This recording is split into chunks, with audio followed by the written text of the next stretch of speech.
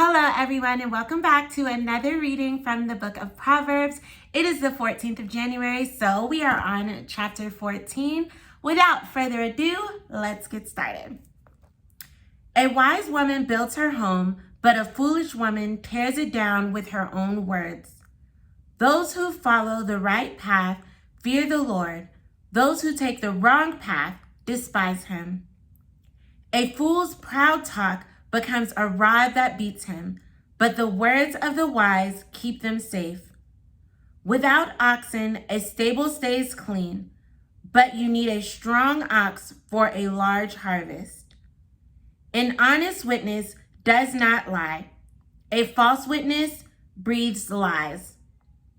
A mocker seeks wisdom and never finds it, but knowledge comes easily to those with understanding. Stay away from fools, for you won't find knowledge on their lips. The prudent understand where they are going, but fools deceive themselves. Fools make fun of guilt, but the godly acknowledge it and seek reconciliation. Each heart knows its own bitterness, and no one else can fully share its joy. The house of the wicked will be destroyed, but the tent of the godly will flourish. There is a path before each person that seems right, but it ends in death. Laughter can conceal a heavy heart, but when the laughter ends, the grief remains. Backsliders get what they deserve. Good people receive their reward. Only simpletons believe everything they're told. The prudent carefully consider their steps. The wise are cautious and avoid danger. Fools plunge ahead with reckless confidence. Short-tempered people do foolish things, and schemers are hated. Simpletons are clothed with foolishness, but the prudent are crowned with knowledge. Evil people will bow before good people. The wicked will bow at the gates of the godly. The poor are despised even by their neighbors, while the rich have many friends. It is a sin to belittle one's neighbor. Blessed are those who help the poor. If you plan to do evil, you will be lost. If you plan to do good, you will receive unfailing love and faithfulness. Work brings profit, but mere talk leads to poverty. Wealth is a crown for the wise. The effort of fools yields only foolishness. A truthful witness saves lives, but a false witness is a traitor. Those who fear the Lord are secure. He will be a refuge for their children. Fear of the Lord is a life-giving fountain.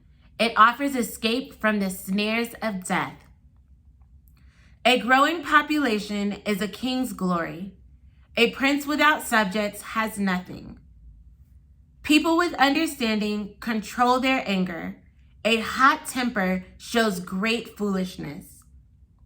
A peaceful heart leads to a healthy body. Jealousy is like cancer in the bones.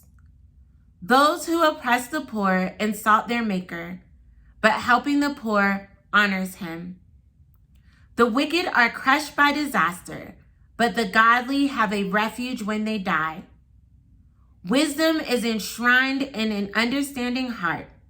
Wisdom is not found among fools. Godliness makes a nation great, but sin is a disgrace to any people.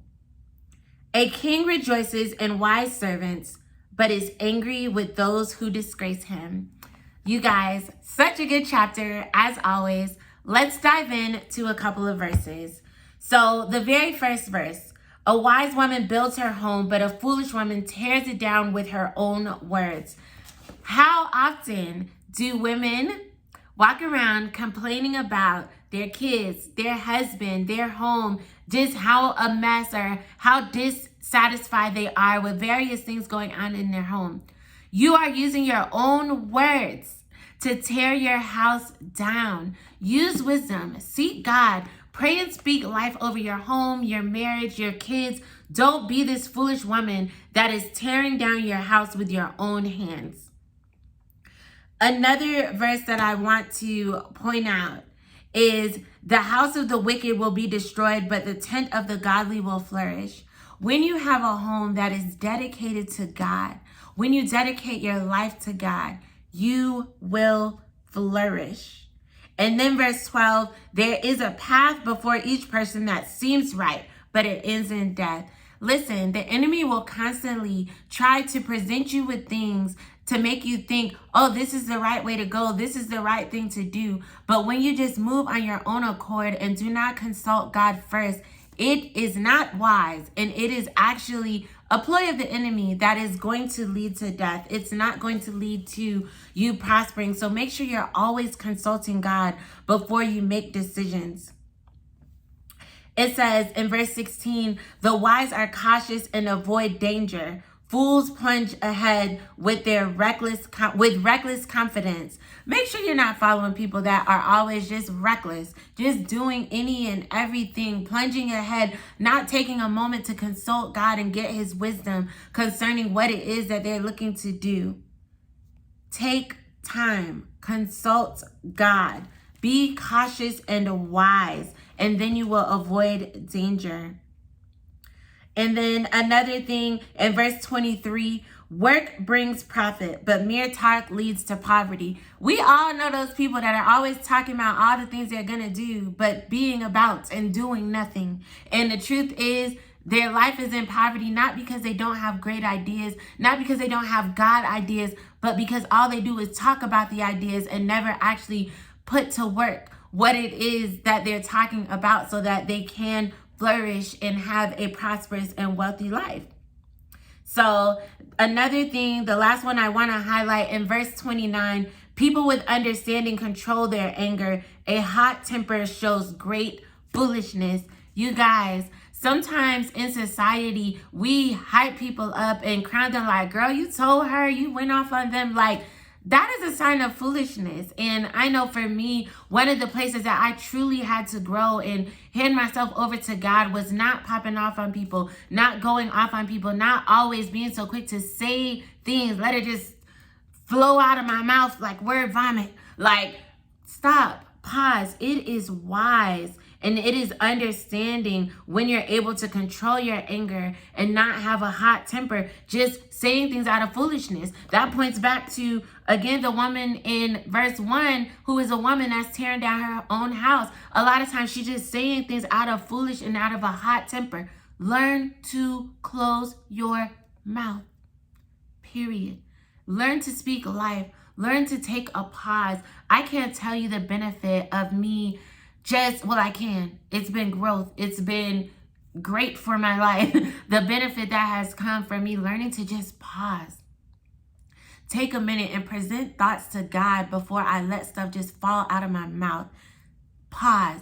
Whenever you're upset, whenever you're about to tell somebody about themselves, whenever you're about to go off on your kids, your husband, your friend, your whoever, a stranger, take a minute, count to 10 and process. Take a minute to present your thoughts to God before you present your thoughts to people. He will infuse your thoughts with wisdom. And sometimes a lot of times, he will take care of things on your behalf without you saying anything. We go and we just, a lot of times as women, we go and we just start saying a bunch of stuff and we make things worse than if we just took a minute and consulted God. So I pray that this was a chapter that blessed you today. I continue to be blessed, and it's a blessing to me even that you guys are reading the book of Proverbs with me. I am so grateful, so very thankful. And yeah, so my prayer for you is that you continue to be blessed and your life continues to be filled with wisdom. As we go into 2024, we will be wiser women than we were before, you guys. I made a rhyme, bars. But yeah, so make sure that you continue to join me. We are reading one chapter a day, every day. So we are reading the whole book of Proverbs, all 31 chapters, every day, 7 p.m. in South Africa time, 12 p.m. Eastern Standard Time. You know, I always say, get in where you fit in, catch up on the chapters that you have not yet read together with me. I always read the chapters and then try to drop in some little things to highlight like I did today. And I pray that you are blessed by it. And I'll see you same place, same time tomorrow. Alrighty.